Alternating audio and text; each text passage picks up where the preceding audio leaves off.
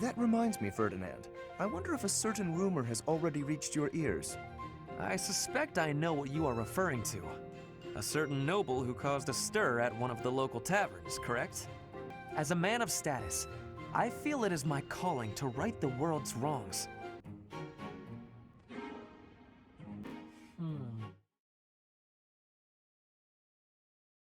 This case presents the ordinary man, that problem child of the law, in a most bizarre setting. As a lonely chauffeur in defendant's employ, he became in a trice the protagonist in a breath-baiting drama, with a denouement almost tragic. It appears that a man whose identity it would be indelicate to divulge was feloniously relieved of his portable goods by two nondescript highwaymen in an alley near 26th Street and 3rd Avenue, N-Bar. They induced him to relinquish his possessions by a strong argument ad hominem couched in the convincing cant of the criminal, and pressed at the point of a most persuasive pistol.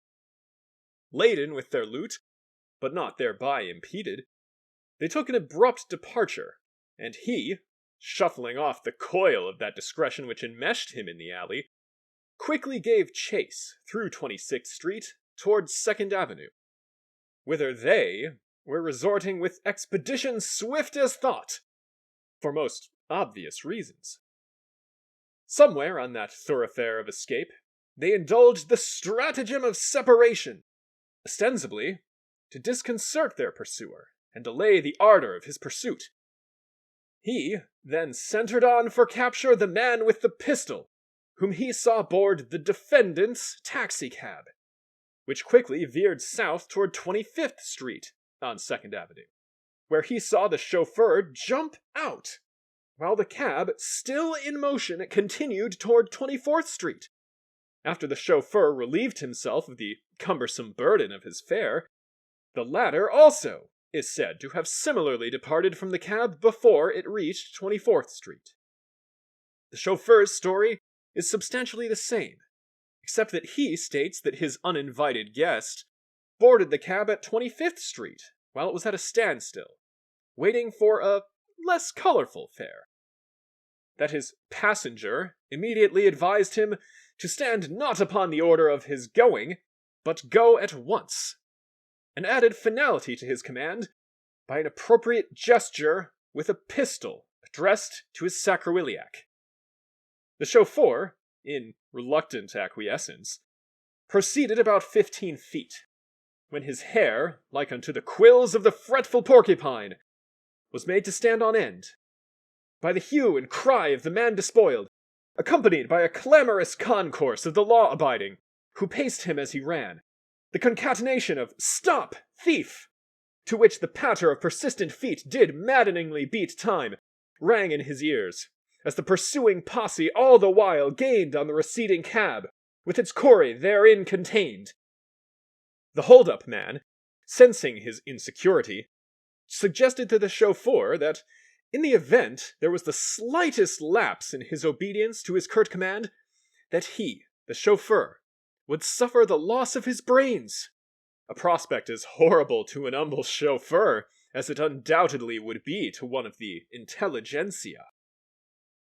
The chauffeur, apprehensive of certain dissolution from either Scylla, the pursuers, or Charybdis, the pursued, quickly threw his car of first speed, in which he was proceeding, pulled on the emergency, jammed on his brakes, and although he thinks the motor was still running, swung open the door to his left, and jumped out of his car. He confesses that the only act that smacked of intelligence was that by which he jammed the brakes, in order to throw off the balance of the hold-up man, who was half standing and half sitting with his pistol menacingly poised. Thus abandoning his car and passenger, the chauffeur sped toward 26th Street, and then turned to look. He saw the cab proceeding south, toward 24th Street, where it mounted the sidewalk.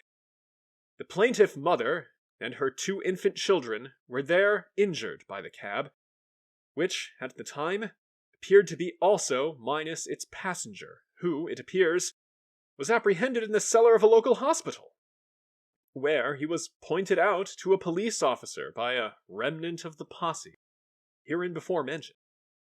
He did not appear at the trial. The three aforesaid plaintiffs and the husband-father sued the defendant for damages, predicating their respective causes of action upon the contention that the chauffeur was negligent in abandoning the cab under the aforesaid circumstances. Fortunately, the injuries sustained were comparatively slight. Negligence has been variously defined, but the common legal acceptation is the failure to exercise that care and caution which a reasonable and prudent person ordinarily would exercise under like conditions or circumstances. Negligence is not absolute or intrinsic, but is always relevant to some circumstances of time, place, or person.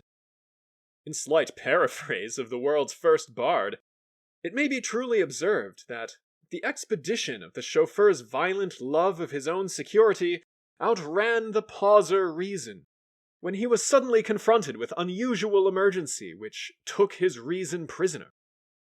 The learned attorney for the plaintiffs concedes that the chauffeur acted in an emergency, but claims a right to recovery upon the following proposition taken verbatim from his brief. It is respectfully submitted that the value of the interest of the public at large, to be immune from being injured by a dangerous instrumentality such as a car, unattended while in motion, is very superior to the right of a driver to abandon same, while it is in motion, even when acting under the belief that his life is in danger, and by abandoning same he will save his life. To hold thus, under the facts adduced herein, would be tantamount to a repeal by implication of the primal law of nature, written in indelible characters upon the fleshy tablets of sentient creation by the almighty lawgiver, the supernal judge who sits on high. There are those who stem the turbulent current for bubble fame, or who bridge the yawning chasm with a leap for the leap's sake, or who outstare the sternest eyes that look, outbrave the heart most daring on the earth, pluck the young sucking cubs from the she-bear, yea, mock the lion when he roars for prey to win a fair lady. And these are the admiration of the generality of men, but they are made of sterner stuff than the ordinary man, upon whom the law places no duty of emulation. The law would indeed be fond if it imposed upon the ordinary man the obligation to so demean himself when suddenly confronted with a danger not of his creation, disregarding the likelihood that such a contingency may darken the intellect and palsy the will of the common legion of the earth, the fraternity of the ordinary man, whose acts or omissions under certain conditions make the yardstick by which the law measures culpability or innocence, negligence, or care. Returning to our chauffeur, if the philosophic Horatio in the martial companions of his watch were distilled almost to jelly with the act of fear, when they beheld in the dead vast and middle of the night the disembodied spirit of Hamlet's father stalk majestically by with a countenance more in sorrow than in anger, was not the chauffeur, though unacquainted with the example of these eminent men-at-arms, more amply justified in his fearsome reactions, when he was more palpably confronted by a thing of flesh and blood, bearing in its hand an engine of destruction, which depended for its lethal purpose upon the quiver of a hair? When Macbeth was cross-examined by Macduff as to any reason he could advance for his sudden dispatch of Duncan's grooms, he said in plausible answer, "Who can be wise, amazed, temperate, and furious, loyal, and neutral, in a moment? No man." Kalanko v. Erie Railroad Company says, "The law in this state does not hold one in an emergency to the exercise of that mature judgment required of him under circumstances where he has an opportunity for deliberate action. He is not required to exercise unerring judgment, which would be expected of him were he not confronted with an emergency requiring prompt action. The circumstances provide the foil, by which the act is brought into relief to determine whether it is or is not negligent. If under normal circumstances an act is done, which might be considered negligent, it does not follow as a corollary that a similar act is negligent if performed by a person acting under an emergency not of his own making, in which he suddenly is faced with a patent danger, with a moment left to adopt a means of extrication. The chauffeur, the ordinary man in this case, acted in a split second in a most harrowing experience. To call him negligent would be to brand him coward. The court does not do so, in spite of what those swaggering heroes whose valor plucks dead lions by the beard may bluster to the contrary. The court is loath to see the plaintiffs go without recovery, even though their damages were slight, but cannot hold the defendant liable upon the facts adduced at the trial. Motions upon which decision was reserved to dismiss the complaint are granted, with exceptions to plaintiffs. The facts look like this. A guy got mugged, then the mugger hopped into a cab to run away, and threatened to kill the driver if he didn't go immediately. The cab driver started moving, then hit the brakes and bailed out of the car. The car was still moving, and hit a woman and her kids. The family sued the driver for negligently harming them. The judge wrote that negligence is normally assessed by looking at whether a reasonable person, exercising ordinary care, would have done the same thing. Obviously, you can't just go around tucking and rolling out of your car for funsies.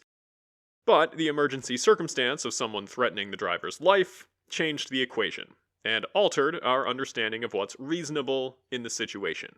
Given his circumstances, the judge found him not liable.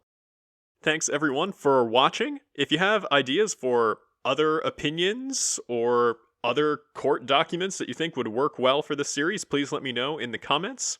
Make sure you're subscribed to the channel so you don't miss the next installment. Thanks.